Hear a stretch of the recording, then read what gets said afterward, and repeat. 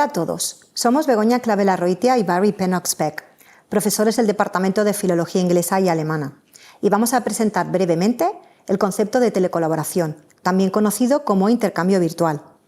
Nosotros creemos que puede ser no solo una herramienta, sino también una metodología muy útil para ayudar a vuestros alumnos a mejorar, principalmente su competencia comunicativa, pero también otro tipo de competencias muy interesantes para su aprendizaje. Como investigadores que han participado en 3 proyectos europeos y un proyecto del Ministerio cuyo objetivo era analizar los resultados de implementación de esta metodología, creemos que os podemos dar algunas pistas sobre cómo utilizarla y sobre los beneficios que puede ofrecer a vuestros estudiantes. En primer lugar, Barry, ¿podrías dar una definición del término para aquellos que aún no lo conozcan? Básicamente es la comunicación entre, en nuestro caso, alumnos internacionales, digamos de distintos países, a través del ordenador. Y puede ser mediante videoconferencia, un chat escrito, incluso a través dentro de un mundo virtual. Hay varios tipos, por ejemplo, el tipo tandem, es decir, cada grupo de estudiantes habla un idioma y entonces en un momento hablan, por ejemplo, el inglés y en el otro momento hablan español. Eso es un tipo. Luego tenemos el tipo lengua franca, es decir, cuando 2 grupos de alumnos hablan una lengua que no es la suya. Por ejemplo, podrían ser alumnos franceses e italianos, por ejemplo, hablando en español. Eso básicamente es lo que yo entiendo como la telecolaboración. ¿Nos podrías contar ahora cuáles son los beneficios principales de la implementación de esta metodología? El beneficio principal para mí es que es una actividad muy motivadora para los alumnos, es decir, que les encanta encontrarse con alumnos de otros países. También es una muy buena forma de perfeccionar el idioma.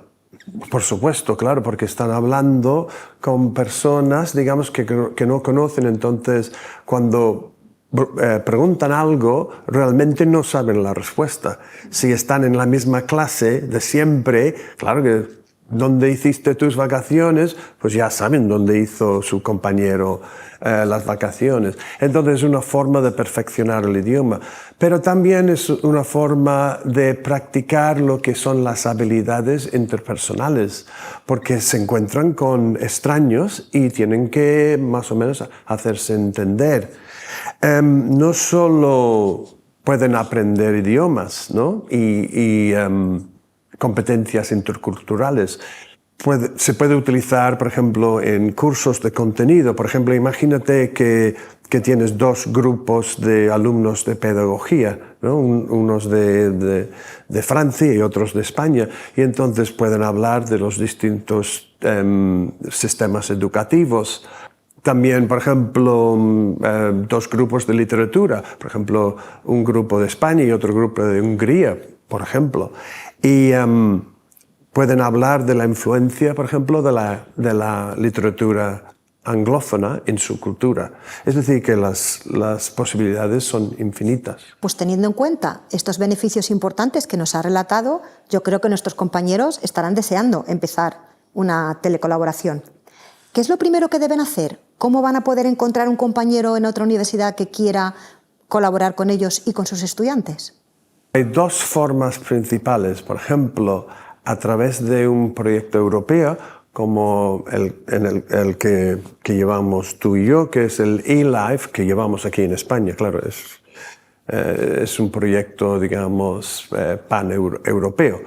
Por ejemplo, ponerse en contacto con gente de eLife, eso sería una forma de hacerlo, pero también existe una organización que se llama eTwinning, que funciona muy bien, digamos, para las escuelas primarias y secundarias. Respecto a las herramientas que pueden utilizar, que pueden ser síncronas y asíncronas, ¿cuáles son las que nos recomendarías tú?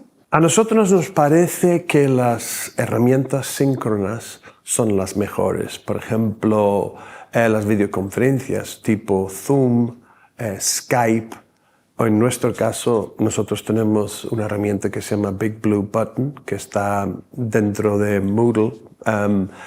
Nosotros creemos que eso es muy interesante. Por ejemplo, en los mundos virtuales, este tipo de, digamos, de comunicación en directo es la que, a nuestro parecer, motiva más a los alumnos. Las herramientas asíncronas como Padlet, Moodle, blogs también pueden ser muy útiles y de hecho hemos utilizado ese tipo de herramienta en nuestras telecolaboraciones.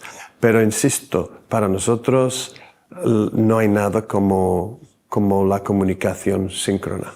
Finalmente, y ahora desde tu punto de vista personal y profesional, ¿podrías decirnos por qué animarías a nuestros compañeros de la facultad a participar en un intercambio de este tipo? Además de lo que ya he mencionado, creo que la telecolaboración ayuda en la autonomía de los estudiantes, especialmente si utilizamos la metodología de las tareas. Principalmente pensamos que la telecolaboración les da la oportunidad a los alumnos a comunicarse con otras personas de una forma muy realista. Y es una forma que no se puede, digamos, hacer en una clase tradicional. Y eso ayuda también, se puede decir, a los sectores menos favorecidos de la sociedad que no tienen la oportunidad de viajar al extranjero. Entonces, esas personas pueden, digamos, aprender de otras culturas sin salir de su país. En ese sentido, creo que todos son ventajas en cuanto a la telecolaboración. Gracias, Barry. Yo creo que nuestros compañeros se habrán convencido de que la telecolaboración es una metodología realmente interesante para ellos, pero especialmente para sus alumnos. Muchas gracias por vuestra atención y esperemos que os haya gustado nuestro vídeo.